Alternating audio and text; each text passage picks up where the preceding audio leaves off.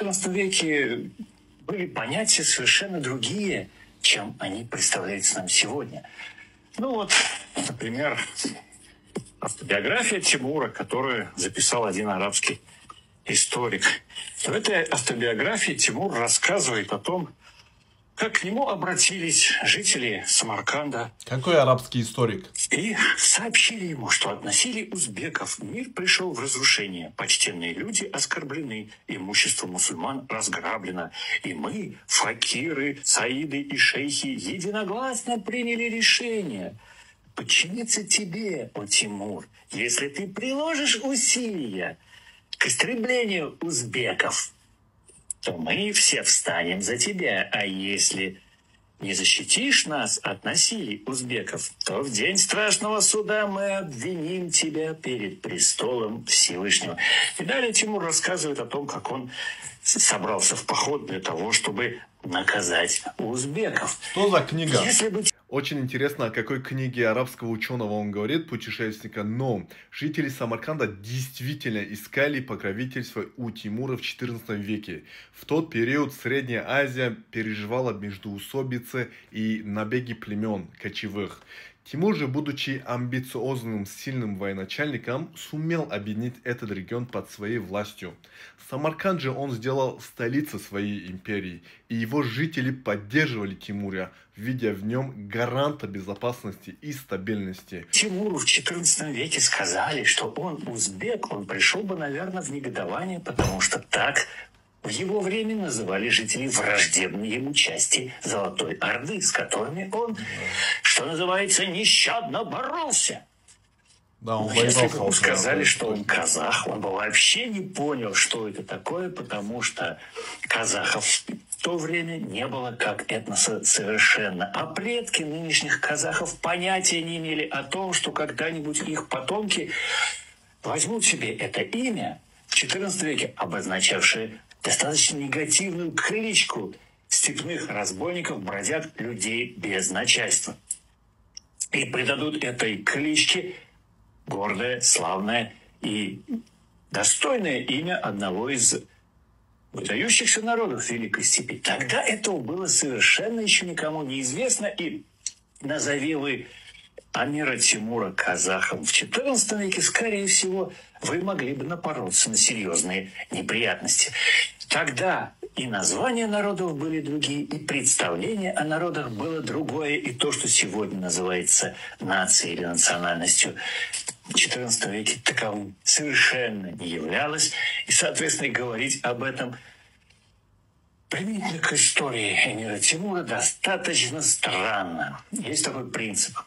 Принцип историзма, который подразумевает, что мы должны судить деяния предков по тем законам, которые они для себя установили. И очень глупо оценивать действия прошедших эпох, когда люди мотивировались совершенно иными представлениями о жизни с точки зрения сегодняшних морали, нравственности, тем более политических предпочтений. И когда Папа Римский извиняется перед мусульманами за крестовые походы, мне, историку, страшно смешно. Крестоносцам, давным-давно истлевшим в гробах, от этого ни холодно, ни жарко. А вот для истории эти извинения признак деморализации и деградации католической церкви. Ну что, собственно говоря, с этого папы возьмешь, если он гомосексуалистов оправдал и заявил, что их браки должны существовать? Это Папа Римский, который должен Библию защищать. А в Библии там все написано совершенно иначе. Что надо делать извращенцам сексуальным? Но не будем вдаваться в эти детали. Я привел их только для того, чтобы подчеркнуть, насколько современные представления о прошлом отличаются от того, что было приемлемым и понятным в далекие века. И очень глупо лезть в это прошлое с нашими сегодняшними взглядами. Поэтому, когда меня начинают допрашивать, кем был по национальности Чингисхан, или кем он по национальности является Тимур, я всегда говорю, что современные представления о нациях нельзя применить к XIII или XIV веках. Это первое. Второе, что Чингисхан сам себя считал монголом, а Тимур себя считал варласом. И он знал, что он тюрк, не таджик.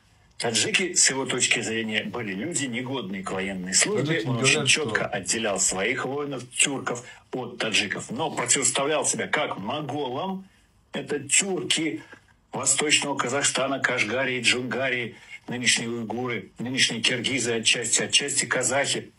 Совершенно разный конгломерат племен, который в те века не хотел называться тюрками, а хотел называться монголами, потому что славное имя монголов после побед Чингисхана стояло чрезвычайно высоко.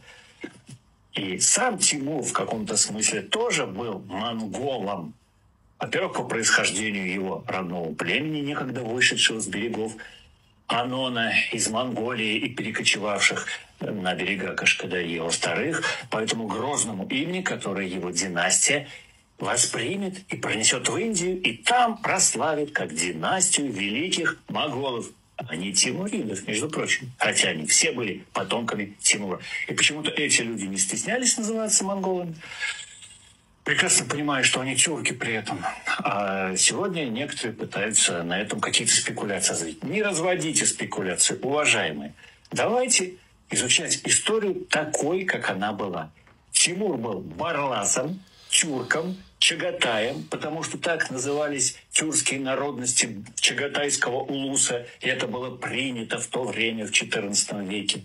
В каком-то смысле моголом, но отделял себя от джеты, живших в Могулистане, с которыми он беспощадно воевал. Категорически он не был узбеком. Узбеки, кстати, будут потом злейшими врагами его потомков, ну и, соответственно, все остальное. Вот. В общем, с этим историком я согласен, но кое-что надо подчеркнуть касаемо конфликтов с узбеками. Здесь важно уточнить, что в то время, в 14-м, начале 15 века, такого термина, как узбек, как в современном сегодняшнем понимании, как определенного народа, не существовало.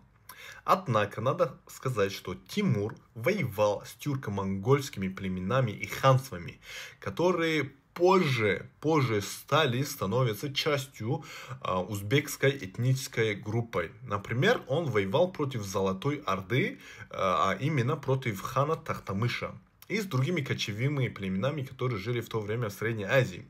Эти группы были связаны с кипчакскими степями.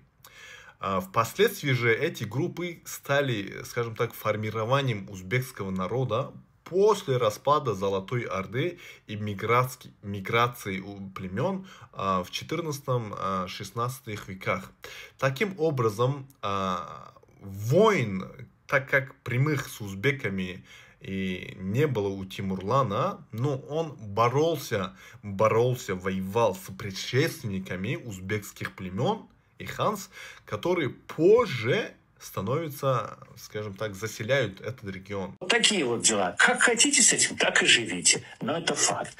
Если мы чуть-чуть перевернем эту картину, то мы с вами можем сказать, что да, Тимур и его воины были одними из предков нынешнего узбекского народа. И когда узбеки ставят памятники Амиру Тимуру в Узбекистане и прославляют его имя, здесь только важно одно, чтобы они сами понимали, что их предки – это не только кочевые узбеки Золотой Орды, которые вместе с Шейбани-ханом придут в XVI веке и завоюют Мавераннаха. Это еще и таджикское население городов, записанное при национально-территориальном размежевании Средней Азии в узбеков, и тюркское население чагатайского улуса, которые себя при Тимуре совершенно никакими узбеками не считали. На этом вопрос о происхождении давайте закончим и не возвращаемся к нему, не возвращаемся. Он реально не был важен для Тимура. Гораздо важнее для него было то, что он тюрк и что он представитель монгольской империи и монгольской школы военного искусства, что он свою армию строил по заветам Чингисхана и что он мусульманин. Вот это было важно. Это историческая справка. Если у вас есть другая информация достоверная, напишите, сделайте видео. С удовольствием посмотрим, послушаем. Но я вас прошу не материться, не оскорблять друг друга, ни одну национальность, неважно какую. Вот. Как вы видели на видео, историк, он вообще не матерится. Давайте говорить конструктивно, чтобы мы друг друга услышали. Спасибо.